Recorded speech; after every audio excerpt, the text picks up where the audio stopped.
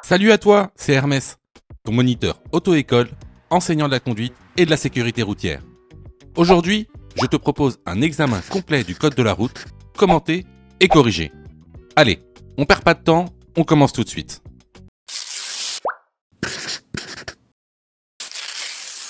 Question numéro 1.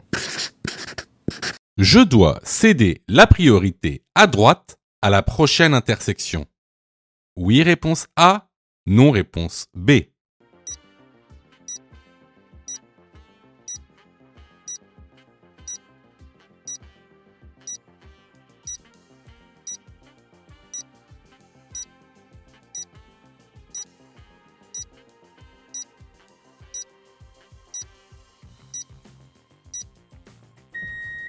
Alors, encore une fois, les questions de priorité à droite, à coup sûr, tu auras cette question lors de l'examen officiel du code de la route. C'est une question récurrente qui tombe souvent et parfois même, il y a plusieurs questions de priorité à droite dans un même test officiel. Parfois 2, parfois 3, parfois même 4.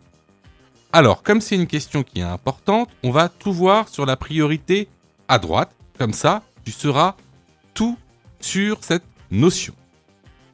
Alors, deux cas vont se présenter à toi.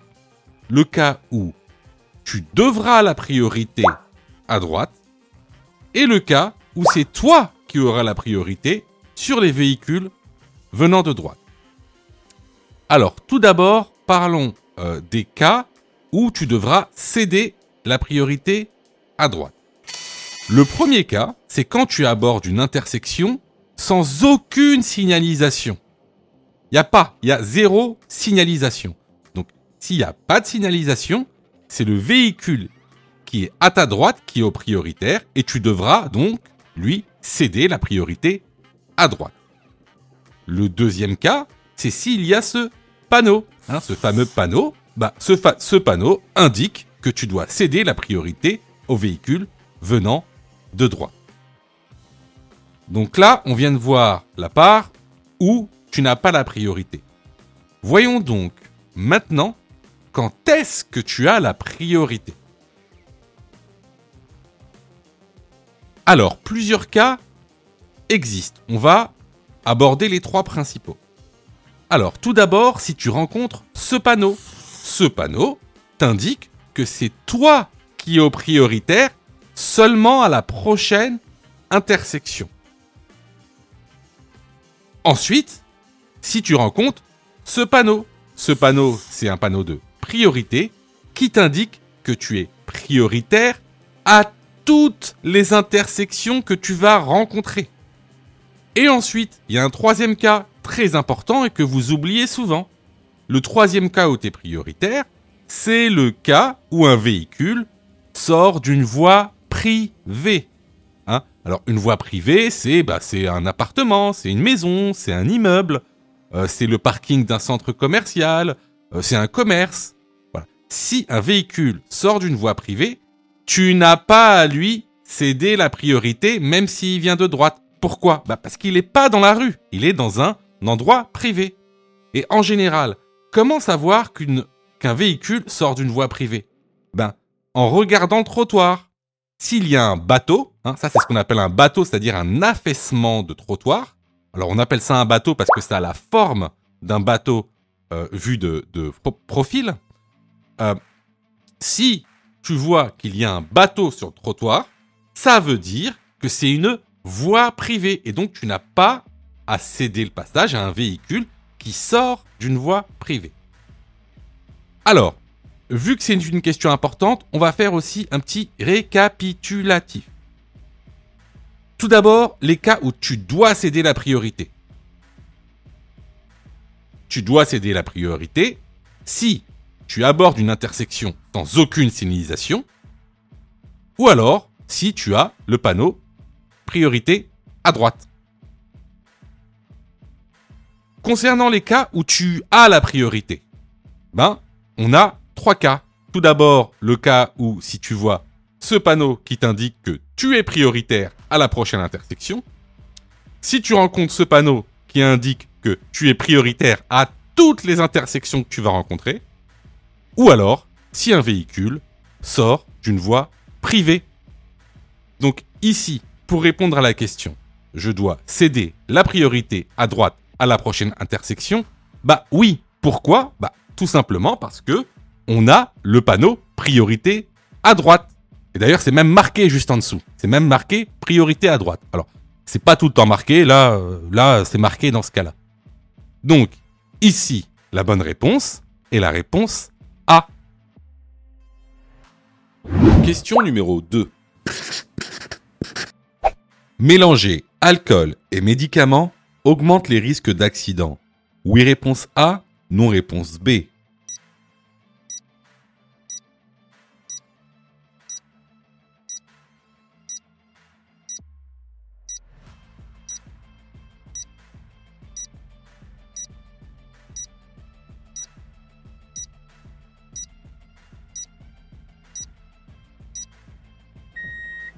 Alors effectivement, tout mélange de drogues vont augmenter les risques d'accident.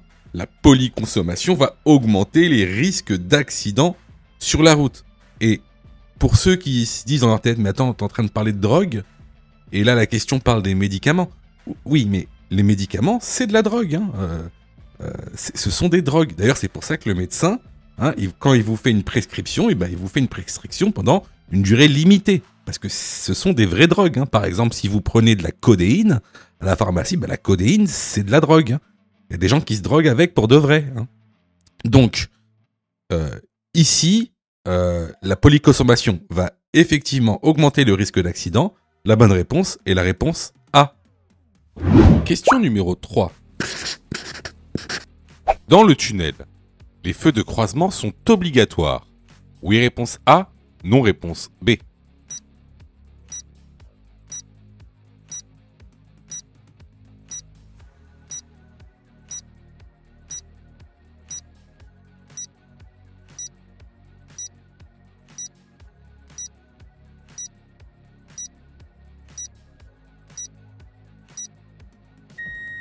Alors effectivement, les tunnels répondent à une réglementation bien spécifique.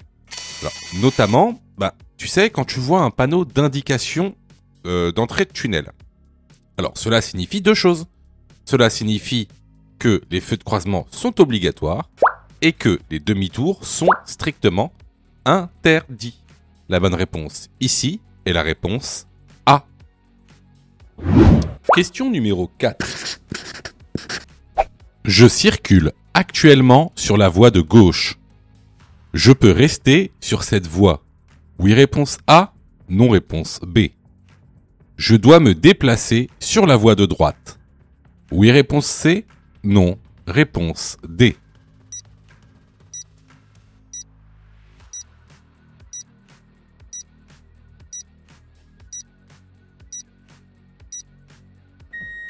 Alors, ici déjà, on roule sur deux voies à sens unique. Alors, comment on le sait? On regarde la ligne de rive gauche et on voit que c'est une ligne de rive continue. On est donc sur un sens unique sur les deux voies. Ensuite, ici, je roule sur la voie de gauche. Est-ce que j'ai le droit de rouler sur la voie de gauche? Non. La voie de gauche, elle est faite pour dépasser. Donc ici, on n'est pas en processus de dépassement, donc on se rabat dès que possible à droite. Donc ici, les bonnes réponses sont les réponses B et C. Question numéro 5. Dans cette situation, je passe. Oui, réponse A. Non, réponse B.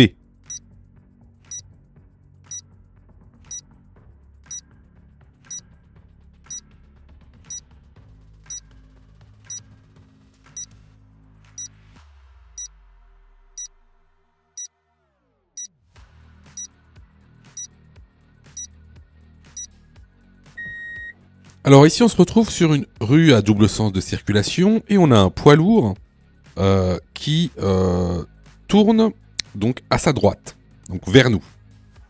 Alors, il faut que vous sachiez que les poids lourds ont des rayons de braquage bien plus grands que celui d'une voiture. Donc, lorsqu'ils tournent, il y a de fortes chances pour qu'ils viennent sur notre voie. Donc là, ce que je fais, c'est que je reste là où je suis et je le laisse finir sa manœuvre. La bonne réponse ici est la réponse B. Question numéro 6. Le type de carburant est indiqué sur le certificat d'immatriculation. Oui, réponse A. Non, réponse B. Sur le verso de la trappe à carburant. Oui, réponse C. Non, réponse D.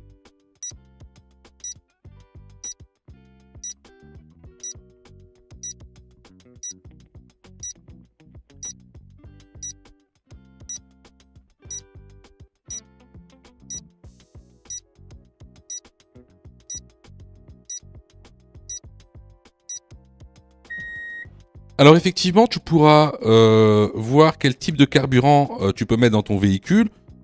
Déjà sur le certificat d'immatriculation, sur le champ qu'on appelle le champ P3. Donc en général, tous les véhicules essence vont commencer par un E, gasoil par un G, électrique également par un E. Voilà. Ensuite, tu pourras aussi vérifier le type de carburant sur le verso de la trappe à carburant. Ça, c'est super pratique. Comme ça te permet de ne pas tromper quand tu mets ton carburant dans ton véhicule. Donc les bonnes réponses ici sont les réponses A et C. Question numéro 7.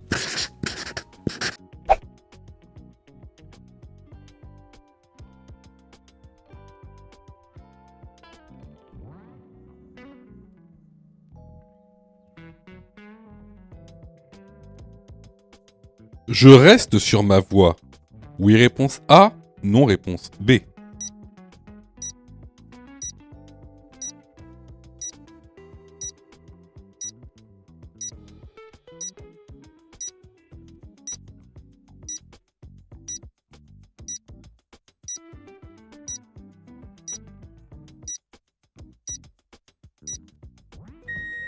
Alors, tu remarqueras que la voie qu'il y a devant toi, juste après l'intersection, c'est une voie qui est réservée. D'ailleurs, tu peux voir la délimitation entre la voie de gauche et la voie de droite est matérialisée par une ligne blanche épaisse discontinue.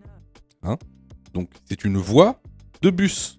Donc, ici, ce qu'on fait, c'est qu'on va se décaler à gauche pour prendre la voie réservée aux véhicules motorisés standards.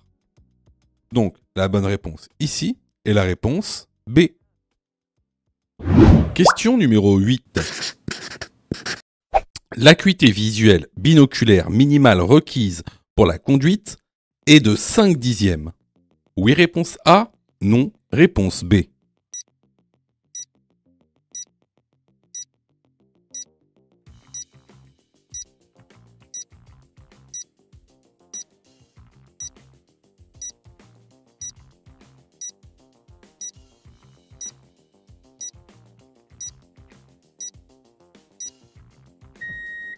Alors, tout d'abord, c'est quoi l'acuité visuelle? Donc, l'acuité visuelle, c'est la capacité à voir un objet à une certaine distance.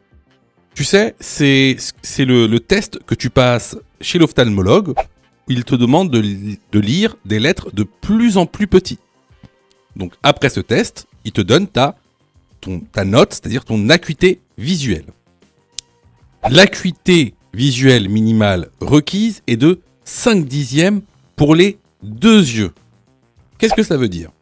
Ça veut dire que si dans un œil tu as 2 dixièmes et sur l'autre tu as 8 dixièmes, alors tu as 5 dixièmes d'acuité visuelle. Et tu es apte à conduire. Sache que cette acuité visuelle, elle est calculée en prenant en compte le fait que tu as une correction ou non. Donc, elle est comptée avec le fait que tu portes des lunettes ou non. Alors, il y a une petite exception. C'est l'exception qui confirme la règle. Il y a une petite exception. Qu'est-ce qui se passe quand je perds un œil? Ça peut arriver, perdre un œil. Alors, si tu perds un œil, tu pourras avoir une dérogation au cas par cas si l'autre œil a au moins 5 dixièmes d'acuité visuelle. Par contre, si tu perds un œil et que l'autre œil, enfin l'œil restant, a une acuité visuelle inférieure à 5 dixièmes, alors c'est ce qu'on appelle une incompatibilité. Tu ne pourras plus jamais conduire. Donc ici, la bonne réponse est la réponse A. Je vois que tu es super motivé pour avoir ton code. Alors, soutiens la chaîne en t'abonnant et surtout en activant les notifications afin d'être prévenu des dernières vidéos mises en ligne. Question numéro 9. Dans un tunnel, la distance de sécurité peut être estimée via les diodes. Réponse A, bleu. Réponse B, orange.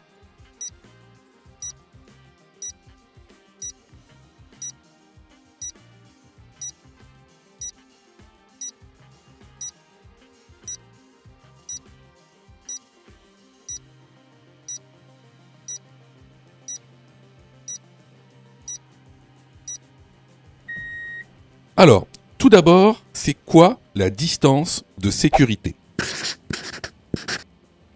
La distance de sécurité est la distance minimale réglementaire entre deux véhicules. Elle correspond à la distance parcourue en 2 secondes à la vitesse considérée. Dans un tunnel, les diodes bleues vont t'aider à estimer la distance de sécurité. Elle correspond à 2 diodes bleues. Si tu veux savoir à quoi correspondent les diodes orange, je t'incite fortement à aller dans la plateforme pédagogique en lien dans la description. La bonne réponse ici est la réponse A. Question numéro 10. En panne sur autoroute. J'allume mes feux de détresse. Oui, réponse A. Non, réponse B. Je place un triangle de présignalisation 30 mètres derrière mon véhicule. Oui, réponse C. Non, réponse D.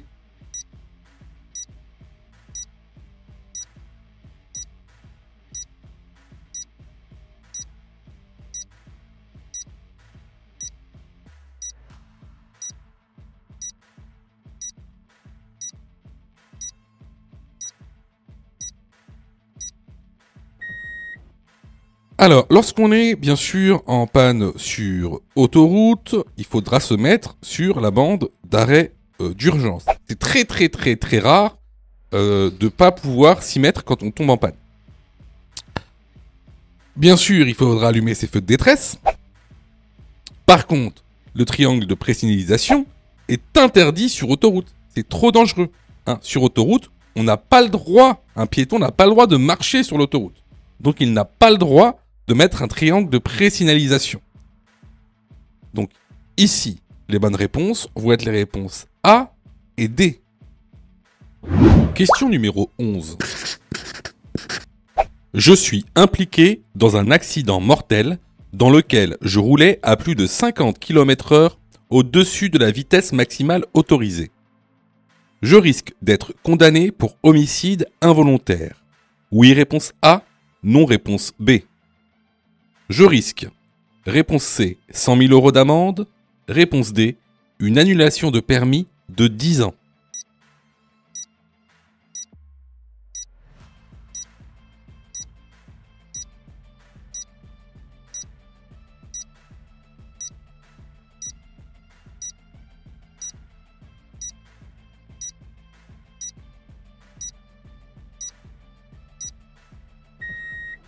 Alors, très bon à savoir, effectivement, lorsque vous êtes impliqué dans un accident mortel et que vous avez commis un excès de vitesse de plus de 50 km/h, vous risquez 7 ans d'emprisonnement, 100 000 € d'amende, 10 ans d'annulation ou de suspension de permis, et vous pouvez être condamné pour homicide involontaire. Donc les bonnes réponses ici sont les réponses A, C et D. Question numéro 12. Je tourne à gauche. Je vais devoir laisser la priorité aux piétons. Oui, réponse A. Non, réponse B.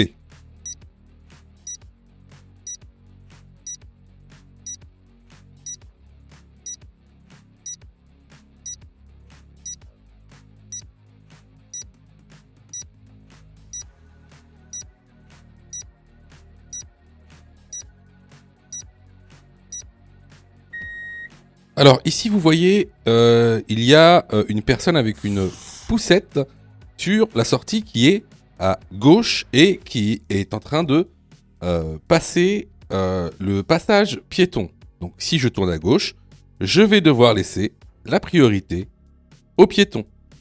La bonne réponse ici est la réponse A. Question numéro 13. La distance de sécurité est suffisante. Oui, réponse A.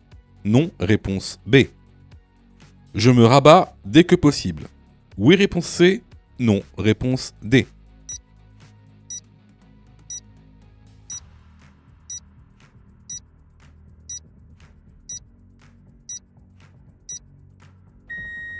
Alors ça, on l'a vu plusieurs fois. Alors, la distance de sécurité, qu'on soit sur route ou autoroute, elle est toujours égale à 2 lignes de rive. Donc ici, si vous remarquez, on les a pas les 2 lignes de rive avec le camion qui nous fait face, enfin, qui est en face de nous. Donc ici, clairement, on n'a pas les deux lignes de rive. Donc ma distance de sécurité est insuffisante. Étant donné que ma distance de sécurité est insuffisante, je me rabats dès que possible. Les bonnes réponses ici sont les réponses B et C. Sais-tu que Mon Code de la Route est aussi une plateforme pédagogique qui te permet de passer ton examen du code à partir de seulement 9,90 €. Et on a même conçu, spécialement pour toi, un programme qui te permet d'obtenir ton code en un temps record. C'est le programme Mon Code en 10 jours. Avec un calendrier de révision personnalisé, un contenu pédagogique par thème conforme à la nouvelle réforme, des nombreux tests d'examen blanc issus de l'examen officiel, accessible sur smartphone, tablette et PC durant 1 an et en accès illimité. Et surtout, cette formation est 100% remboursée en cas d'échec à l'examen. Alors, si tu souhaites obtenir ton code du premier coup sans te ruiner et sans risque, rejoins notre programme en cliquant sur le lien en description de la vidéo. Pour ça, tu as juste à cliquer sur le lien en description et à choisir ta formule. Question numéro 14. Je vais bientôt rencontrer un passage piéton. Oui, réponse A. Non, réponse B. Je peux dépasser ce piéton. Oui, réponse C. Non, réponse D.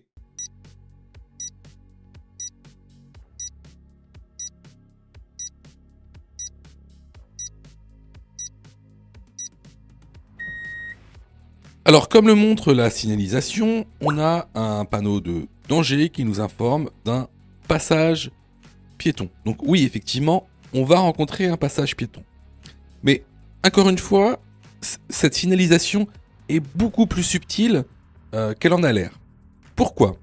Parce qu'on a un panneau au-dessus de l'autre. Vous voyez, on a le panneau de danger qui nous informe d'un carrefour à sens giratoire qui est au-dessus du panneau de passage piéton. Qu'est-ce que cela signifie ? Comme le panneau du passage piéton est en dessous du panneau giratoire, cela signifie que le passage piéton sera au niveau du sens giratoire. C'est ce qu'on appelle l'ordre de préséance des panneaux. Aussi, est-ce que je peux dépasser ce piéton ? Oui, bien sûr, on peut dépasser un usager vulnérable, même s'il y a une ligne blanche, à une seule condition. Alors rappelez-vous, cette condition c'est quoi ? C'est de chevaucher la ligne blanche. Et non pas la franchir. De plus, ici, l'intervalle de sécurité sera respecté en cas de chevauchement. Donc, pour répondre à la question, je vais bientôt rencontrer un passage piéton. La bonne réponse est la réponse A. Je peux dépasser ce piéton. La bonne réponse est la réponse C. Question numéro 15. Je peux m'insérer sur la voie de gauche. Oui, réponse A. Non. Réponse B.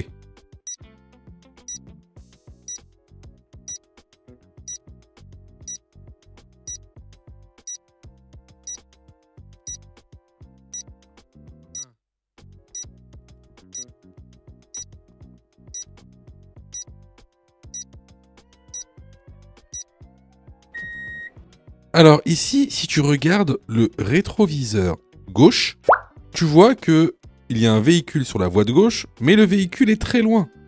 Donc, c'est le bon moment pour s'insérer. La bonne réponse est la réponse A. Question numéro 16.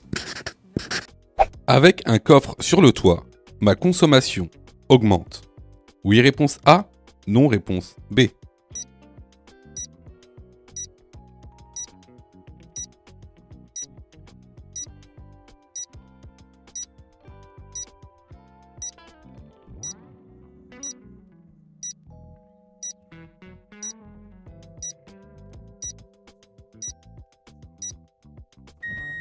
Eh bien, tout ce qui va amener à alourdir le véhicule va augmenter la consommation, tout simplement. Que ce soit des bagages ou des coffres sur le toit ou une remorque, par exemple.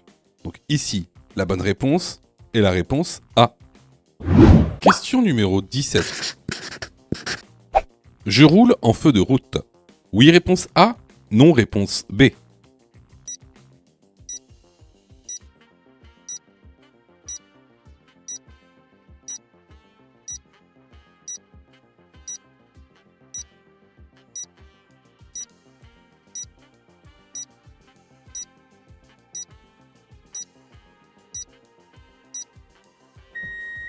Alors, vous savez qu'on utilise les feux de route principalement la nuit, sur route non éclairée ou agglomération non éclairée. Alors ici, effectivement, on roule sur une route non éclairée. On voit que les lampadaires sont quasiment pas allumés. Ils éclairent pas. Alors, cependant, la route est éclairée par la circulation dense, donc par les autres usagers.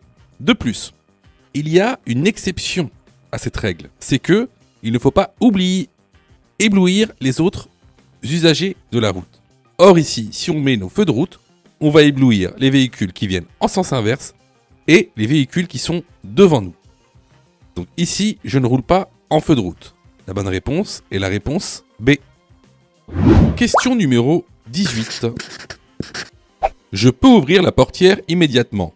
Oui, réponse A. Non, réponse B. En cas d'ouverture dangereuse, je suis en infraction. Oui, réponse C. Non, réponse D.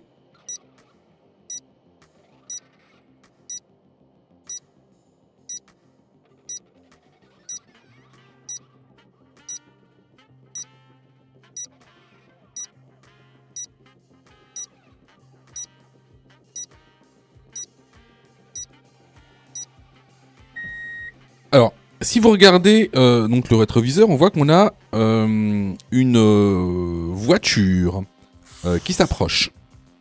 Donc, est-ce que je peux ouvrir la voiture immédiatement? Ben non. Ici, il va falloir attendre que le véhicule passe pour ensuite ouvrir la portière. Alors, en cas d'ouverture dangereuse, est-ce que je suis en infraction?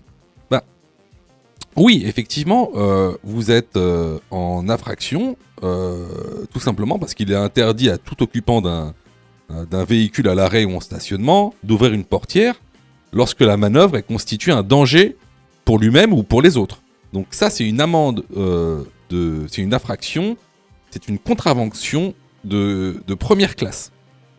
Donc, ici, les bonnes réponses vont être les réponses B et C. Question numéro 19. Rouler avec une voiture hybride permet de diminuer les émissions polluantes. Oui, réponse A. Non, réponse B. Participe à l'éco-conduite. Oui, réponse C. Non, réponse D.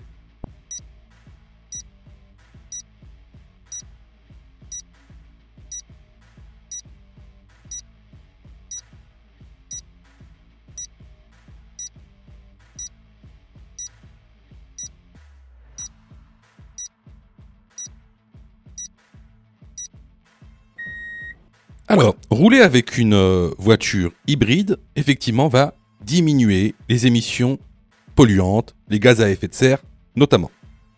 Est-ce que ça participe à l'éco-conduite? Eh bien, non. Regardez, ici, je vous ai mis le document que vous retrouverez donc dans l'information. C'est quoi l'éco-conduite? L'éco-conduite, c'est la mise en pratique de pratiques qui permettent justement de diminuer l'impact environnemental de la conduite. Ça va être par exemple, alléger le véhicule, préparer l'itinéraire, vérifier la pression, rouler moins vite, limiter la climatisation, etc. Donc ici, les bonnes réponses vont être les réponses A et D. Les vidéos sont totalement gratuites, donc abonne-toi pour aider la chaîne et surtout, active les notifications pour être prévenu des dernières vidéos et avoir ton code beaucoup plus rapidement. Question numéro 20. Le conducteur est soumis à une baisse de la vigilance plus importante.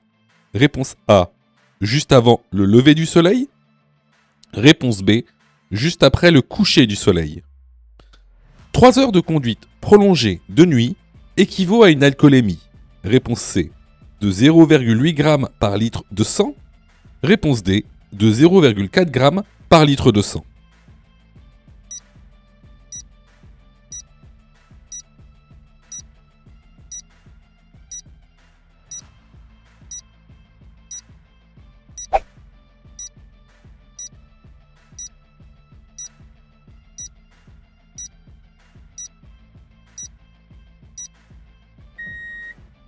Alors, comme se montre le document, on a 2 baisses de vigilance très importantes chez l'être humain. Tout d'abord, juste avant le lever du soleil, entre 2 h du matin et 5 h du matin. Mais également en journée, entre 13 h et 15 h après le repas. À savoir qu'une conduite prolongée de nuit, notamment plus de 3 heures de conduite prolongée de nuit, équivaut à une alcoolémie de 0,8 g par litre de sang, ce qui équivaut à un taux délictuel. Donc ici, les bonnes réponses sont les réponses A et C. Question numéro 21. Question numéro 26. Le régulateur de vitesse adaptative permet de maintenir sa trajectoire en cas d'évitement d'un obstacle. Oui, réponse A, non, réponse B. Permet de maintenir une distance de sécurité en modulant la vitesse du véhicule. Oui, réponse C, non, réponse D.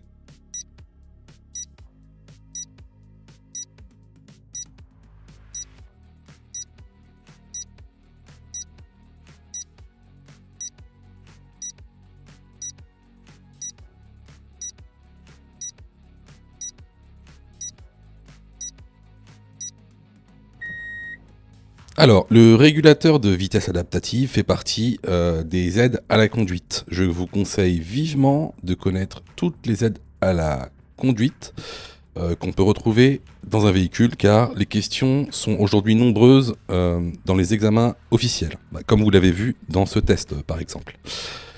Donc le régulateur de vitesse adaptative permet en fait de conserver une distance de sécurité réglementaire avec le véhicule que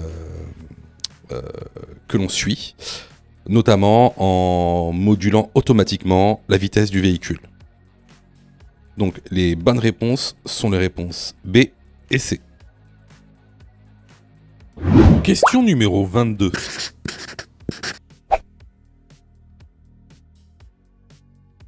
Je suis sur autoroute. Mon allure est adaptée. Oui, réponse A. Non, réponse B.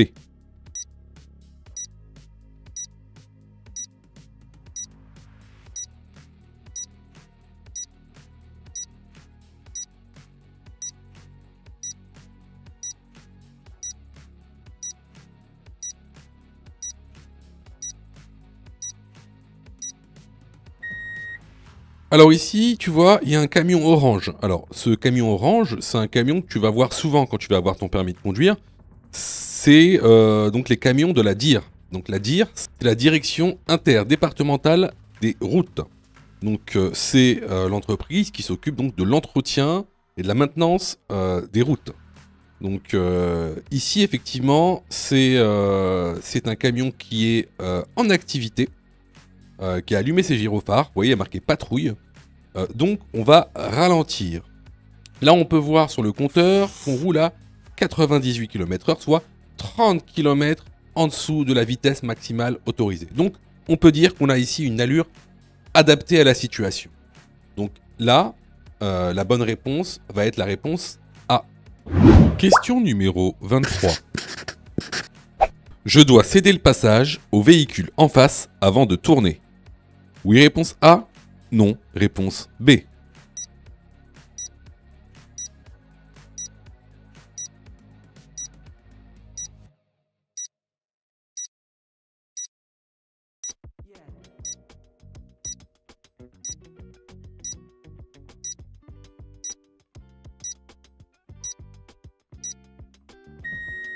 Alors, ici, vous voyez que vous avez le feu vert pour tourner à gauche. Vous avez la petite flèche gauche. Donc, si vous avez le feu vert pour tourner à gauche dans une intersection, ça veut dire qu'en face, eux, ils ont un feu rouge. Donc, vous ne laissez pas le véhicule d'en face tourner. De toute façon, vous n'allez pas le rencontrer. Hein? Donc, ici, la bonne réponse est la réponse B. Question numéro 24. Réponse A, je ralentis. Réponse B, je passe. Réponse C, je m'arrête. Réponse D, je cède le passage.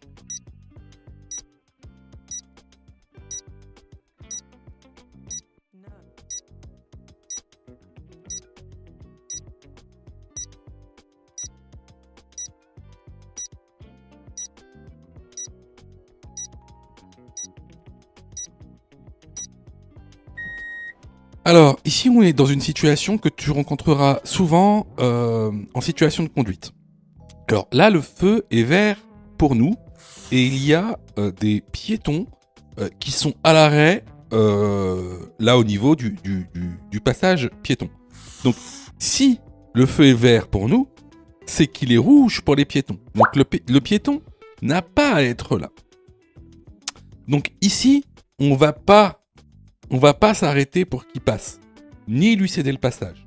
On va ralentir au cas où si inopinément il se met à courir ou à vouloir passer.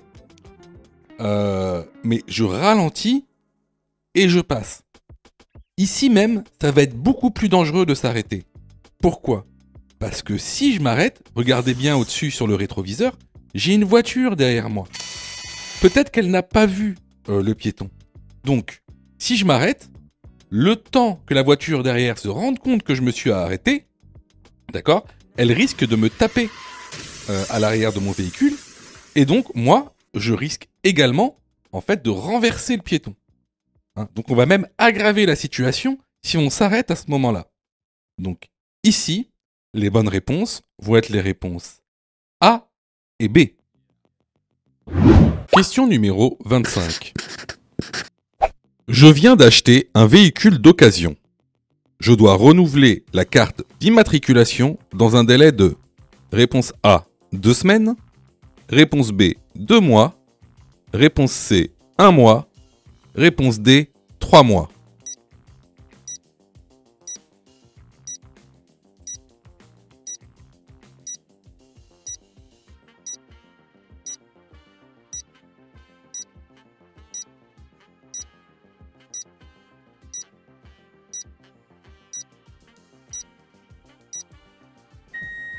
Alors, lorsque vous venez de faire l'acquisition d'un véhicule d'occasion, vous devez renouveler le certificat d'immatriculation sous un délai d'1 mois à partir de la date d'achat. La bonne réponse ici est la réponse C. Question numéro 26. Je n'ai pas de pneus neige. En période hivernale et après ce panneau, je dois A.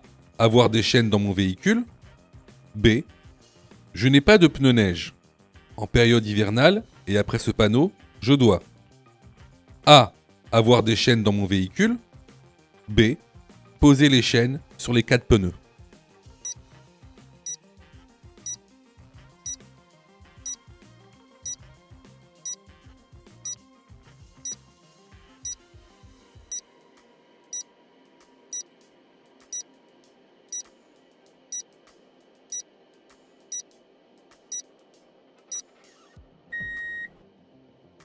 Alors, la période dite hivernale, c'est du 1er novembre au 31 mars. Donc, j'ai plusieurs choix. Après. Alors, la période dite hivernale, c'est du 1er novembre au 31 mars. Donc, j'ai plusieurs choix. Après ce panneau, je peux équiper mon véhicule de pneus hiver, les 4 roues. Ou alors, je peux aussi avoir des chaînes ou des chaussettes dans mon véhicule pour seulement les roues motrices. Si vous avez 2 roues motrices, alors ce sera les 2 roues motrices. Si vous en avez 4, ce sera les 4 roues motrices. Alors ici, si vous voyez bien, la route n'est pas enneigée. Pas du tout même. Donc pas la peine de mettre des chaînes si j'ai pas de pneus hiver. Le plus important, c'est de les avoir dans son véhicule au cas où il y a des épisodes de neige dans les jours à venir. Donc la bonne réponse ici est la réponse A. Si tu aimes le contenu, alors prends quelques secondes pour liker la vidéo. C'est très important. Cela nous permet d'être mieux référencés et donc de te présenter encore plus de vidéos pour que tu puisses obtenir ton code le plus rapidement possible. Question numéro 27. Je roule à 100 km/h. La distance de freinage est de réponse A, 60 mètres. Réponse B, 70 mètres. Réponse C, 100 mètres. Réponse D, 150 mètres.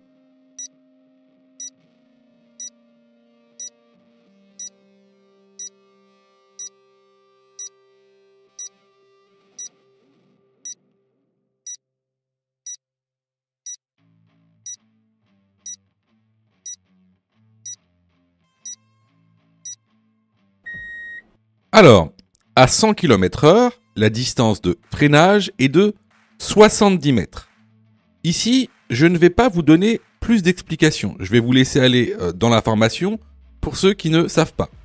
Alors, attention, je répète, la bonne réponse est la réponse B. La distance de freinage est bien de 70 mètres. Il n'y a pas d'erreur. Il n'y a zéro erreur. C'est bien 70 mètres. Et je sais qu'il y a beaucoup d'entre vous là qui restent scotchés sur la réponse. Vous ne devriez pas. Si vous restez scotché sur la réponse, c'est vraiment qu'il vous manque des notions de base. Donc la bonne réponse ici est la réponse B. Alors, vous voyez, il y a beaucoup de gens, en fait, je sais, je sais que vous vous êtes trompés. Enfin, beaucoup d'entre vous se sont trompés. Je sais que vous passez beaucoup de temps à réviser votre code. Je le sais. Sûrement que même vous avez une application gratuite. Mais vous savez, les applications gratuites, si c'est gratuit, ne pensez pas que vous allez avoir de la qualité. D'accord ? Ne pensez pas ça. C'est pas pour rien qu'il y a 40% de taux d'échec. Quasiment la moitié des gens qui regardent cette vidéo vont rater leur code. Pas parce qu'ils n'ont pas travaillé, pas parce qu'ils sont nuls, parce que vous avez été mal formés. C'est pour ça que nous, on vous propose donc une plateforme de formation 100% dédiée au code de la route, réalisée par des professionnels, avec une méthodologie adéquate qui vous permettra d'avoir votre code de la route rapidement. En plus de ça, vraiment ça coûte pas cher. Vous pouvez commencer à vous former pour 9,90 €. Ça c'est la formule la plus basse. Sinon, vous pouvez même choisir la formule Mon code en 10 jours. Et avec cette formule, vous êtes 100% remboursé si vous ratez votre code. Simplement en envoyant la preuve de votre échec. Donc voilà, moi un petit conseil que je vous donne, surtout si vous êtes trompé à cette question, allez dans la plateforme, formez-vous correctement, vous allez voir, ça va bien se passer. Allez, question suivante. Question numéro 28. Je klaxonne. Oui, réponse A. Non, réponse B. Le feu est vert. Je passe. Oui, réponse C. Non, réponse D.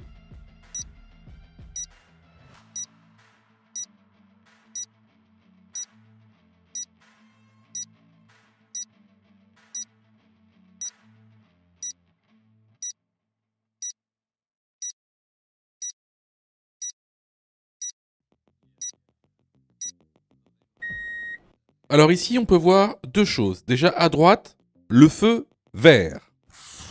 Ensuite, devant nous, qu'est-ce qu'on a devant nous? On a une voiture qui est à l'arrêt. Pourquoi on sait qu'elle est à l'arrêt?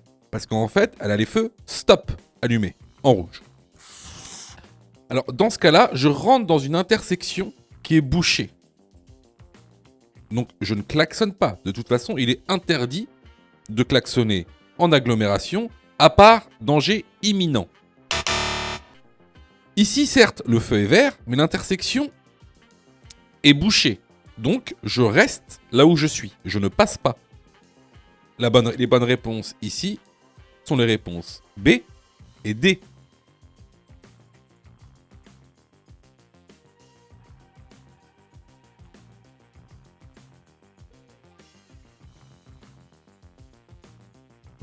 Question numéro 29.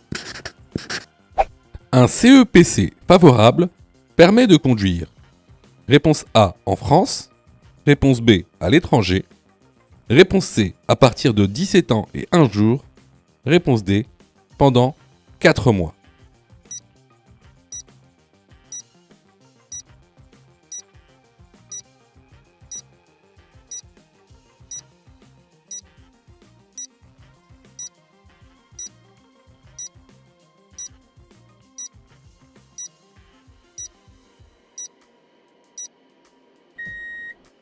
Alors, le certificat d'examen du permis de conduire, ou CEPC, vous permet de conduire en France pendant une durée de 4 mois. Il est interdit de rouler avec lorsqu'on a moins de 18 ans et à l'étranger. Les bonnes réponses ici sont les réponses A et D. Question numéro 30.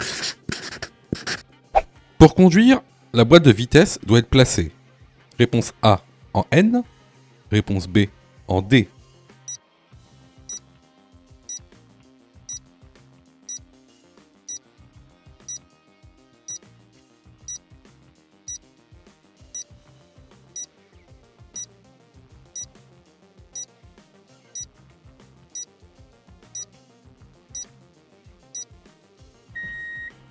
Alors ici, tu vois, on est dans une voiture à boîte automatique. Alors, chaque lettre a une signification. Les lettres sont en anglais, ça il faut le savoir. Alors, le P, c'est pour parking. Ça, c'est quand tu es en stationnement. Le R, c'est pour reverse. Ça, c'est pour la marche arrière. Le N, c'est pour neutral. Ça, c'est le point mort. Le D, c'est pour drive. Ça, c'est pour conduire. Et le S, c'est pour séquentiel. Ça, c'est si ta voiture a une boîte séquentielle.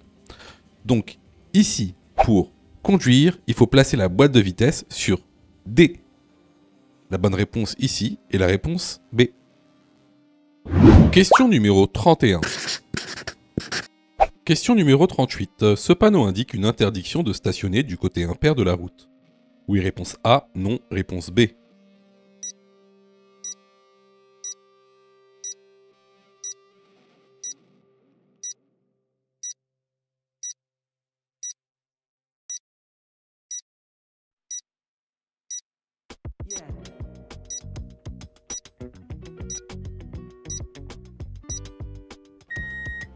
Alors, ce panneau indique une interdiction de se garer du 1er au 15 du mois. La bonne réponse est la réponse B. Question numéro 32. Le réservoir du liquide de refroidissement se trouve réponse A en A, réponse B en B. La jauge du niveau d'huile se trouve réponse C en B, réponse D en D.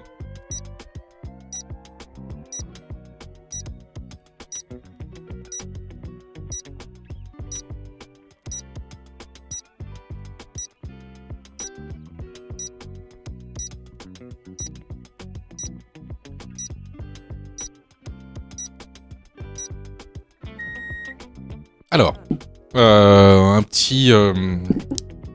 va se faire un petit récapitulatif sur les équipements, notamment les équipements qu'il y a sous le capot.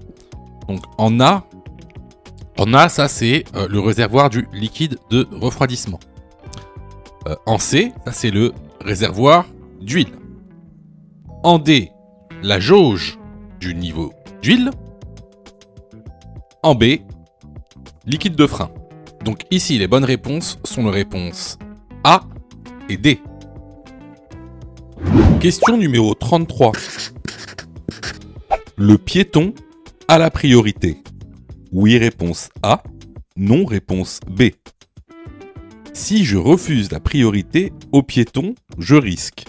Réponse C, une perte de 6 points. Réponse D, une perte de 3 points.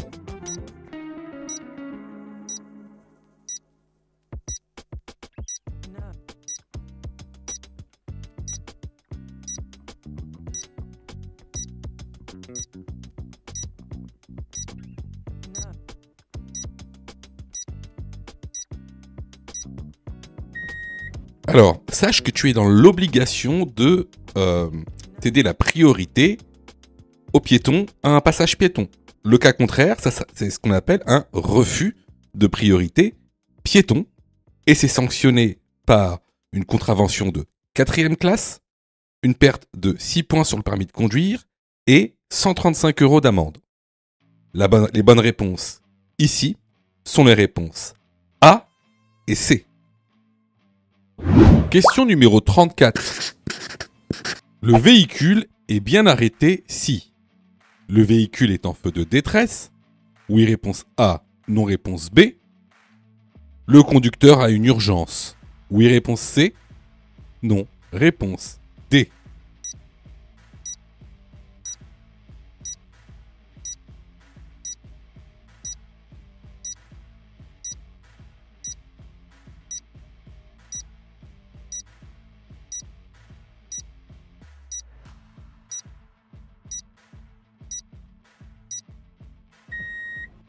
Alors, ici, on est dans un cas où on a un véhicule qui est garé à cheval sur le trottoir et qui est en feu de détresse. Alors, il faut déjà que vous sachiez une chose. Que vous soyez en feu de détresse, que vous ayez une urgence, ou peu importe. Peu importe ce qui se passe dans votre vie, cela ne vous permet pas d'enfreindre la loi. Que dit la loi ? Ben, la loi, elle dit qu'il y a des stationnements infractionnels. Hein. Bon, vous vous souvenez, hein, vous avez 4 types de stationnements infractionnels. Vous avez les stationnements abusifs, les stationnements gênants, les stationnements très gênants et les stationnements dangereux. Alors ici, regardez bien. Regardez bien. Là, le véhicule, déjà, il est à cheval sur le trottoir. Donc, déjà, premièrement, c'est ce que l'on appelle un stationnement très gênant, comme le montre le document que vous retrouverez dans la formation. Également, regardez bien, il ne se situe pas seulement sur un trottoir. Regardez ici, là, regardez là. Là, vous voyez que le trottoir s'affaisse. Donc, qu'est-ce que ça veut dire quand le trottoir s'affaisse ? Ça veut dire qu'on a affaire à un bateau. Donc, si on a affaire à un bateau, c'est qu'on a affaire à une sortie de voie privée. Et donc, si on est garé sur une sortie de voie privée, c'est ce qu'on appelle un stationnement gênant, parce qu'on est garé devant l'entrée carrossable d'un immeuble. Donc ici, vous voyez, si vous avez affaire à un policier peu scrupuleux, il peut vous mettre 2 amendes. Un pour stationnement gênant et un autre pour stationnement très gênant. Donc, ici, les bonnes réponses vont être les réponses B et D. Question numéro 35. Un siège enfant homologué doit être adapté à son âge, oui réponse A, non réponse B, à sa morphologie, oui réponse C, non réponse D.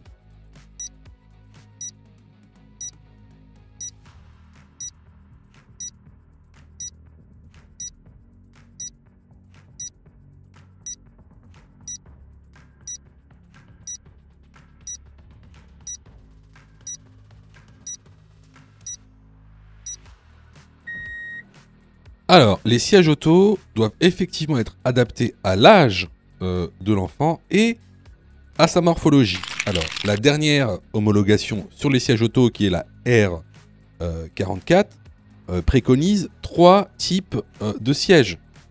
Oui, vous avez tout d'abord donc le siège à coque pour les enfants mesurant jusqu'à 83 cm. Ensuite, vous avez les sièges baquets pour les enfants ayant une taille allant jusqu'à 1 mètre. Et ensuite, pour les enfants de plus d'1 mètre et qui ont moins de 10 ans, le fameux siège avec dossier. Donc, ici, les bonnes réponses vont être les réponses A et C. Question numéro 36. Pour effectuer un dépassement de nuit sur une route non éclairée, le conducteur doit allumer ses feux de route en A, réponse A, B, réponse B, C, réponse C.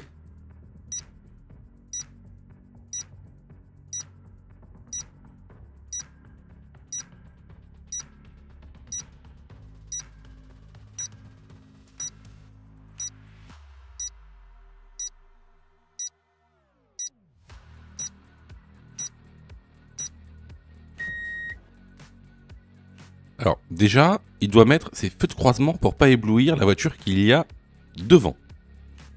Ensuite, arrivé à niveau du véhicule, c'est là qu'il pourra mettre ses feux de route. L'autre véhicule, lui, devra mettre ses feux de croisement pour pas éblouir la voiture qui le dépasse. Donc ici, pour effectuer son dépassement, la voiture doit mettre ses feux de route en B. Question numéro 37. Question numéro 31. À bord d'un véhicule, il est obligatoire de posséder A. Un certificat d'immatriculation, B. Le carnet d'entretien, C.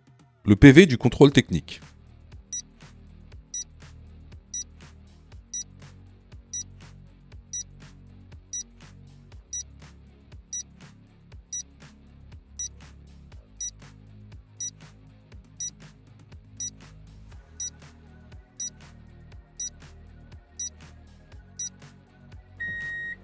À bord d'un véhicule, il n'est pas obligatoire de posséder le PV du contrôle technique.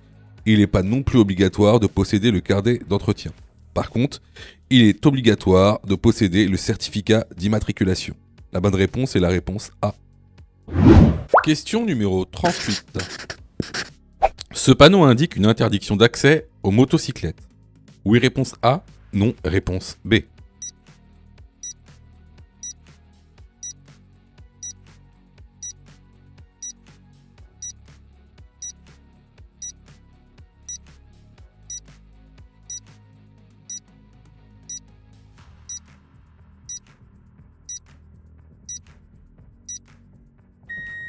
Alors, ce panneau interdit l'accès aux cyclomoteurs.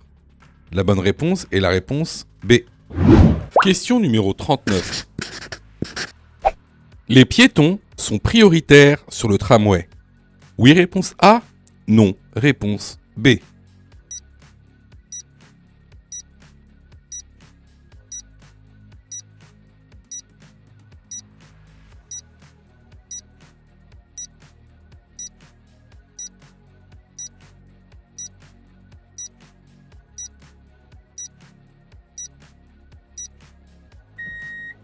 Alors, vous devez savoir que le tramway est toujours prioritaire sur tous les usagers de la route, piétons compris. C'est normal, la distance d'arrêt d'un tramway est très grande. Donc ici, la bonne réponse est la réponse B.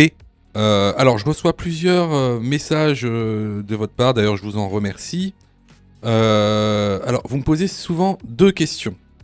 Alors, la première, c'est quand est-ce que je suis prêt pour passer mon code? Et la deuxième, c'est est-ce que je dois suivre la formation? Alors, tout d'abord, on va répondre à la première question. Quand est-ce que tu es prêt pour passer ton code? C'est très simple. Si tu fais moins de 5 fautes sur les 5 dernières séries d'examens blancs que tu as fait, alors tu es prêt à passer le code de la route. Donc attention, hein, ça veut dire que il faut que sur les 5 dernières séries que tu as faites, de manière consécutive, il n'y a pas une seule série où tu as fait plus de 5 fautes. Donc si tu as fait plus de 5 fautes à une seule série, il faut que tu continues à faire des examens blancs. La deuxième question. Est-ce que il serait mieux pour moi de prendre une formation? Alors, là, c'est pareil. Si tu fais 8 fautes ou plus sur les 5 dernières séries d'examens blancs que tu as faites, alors, il est vivement conseillé de te former. Ça veut tout simplement dire que il te manque certaines notions essentielles. Ça ne veut pas dire que tu connais pas ton cours, ça veut dire qu'il te manque des notions essentielles pour pouvoir progresser. Et clairement, c'est pas en faisant des examens blancs que tu vas progresser, tu vas même plutôt stagner. Voilà. Donc si tu as fait 8 fautes ou plus sur l'une des 5 dernières séries que tu as faites, je te conseille vivement de te former. Surtout que on a mis en place donc une plateforme pédagogique qui répond vraiment à tous vos besoins. On a fait en sorte que tout le monde puisse se former au code de la route. Vous avez la formule standard, par exemple, qui est à 19,90 € par an. Donc vous payez une fois 19,90 € et vous avez le droit à toute la plateforme pendant 1 an en illimité, avec tous les cours, tous les 10 thèmes, plus de 1200 questions issues de l'examen officiel, commentées et corrigées. Vous avez pour ceux par exemple qui veulent passer leur code rapidement, la formule à mon code en 10 jours, pour passer son code en 10 jours, qui est à 39,90 € par an, en illimité. Et en plus, si vous ratez votre code, eh ben vous êtes 100% remboursé, seulement en envoyant votre preuve d'échec. Sinon, pour ceux qui le souhaitent, vous avez la plus petite formule, la formule basique, qui est à 9,90 € par semaine. Celle-ci, c'est une formule qui est hebdomadaire, qui en général est réservée à ceux qui ont déjà passé leur code et qui ont échoué. C'est une sorte de remise à niveau. Donc, vraiment, il y en a pour tous les besoins et il y en a aussi pour tous les prix. Et c'est vraiment pas cher. Ce serait bête de rater son code alors que vous auriez pu vous former pour 9,90 €. Pour ça, tu as juste à cliquer sur le lien en description et à choisir ta formule. Question numéro 40. J'ai commis une infraction dans laquelle j'ai perdu un point. Si je ne commets pas d'autres infractions, je récupère ce point. Réponse A, dans 6 mois. Réponse B, dans 1 an. Après une infraction de classe 4, je récupère mes points si je ne commets pas d'autres infractions. Réponse C, dans 1 an. Réponse C, dans 3 ans.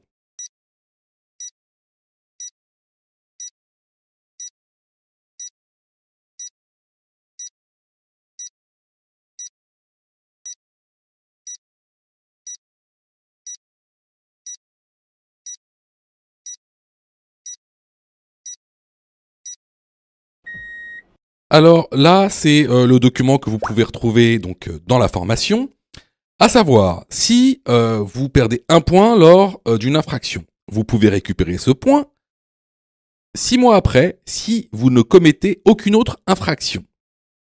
Par contre, si vous réalisez une infraction de classe 4 à 5 ou un délit, alors vous ne récupérez vos points qu'au bout de 3 ans, encore une fois, si vous ne commettez pas d'autres infractions.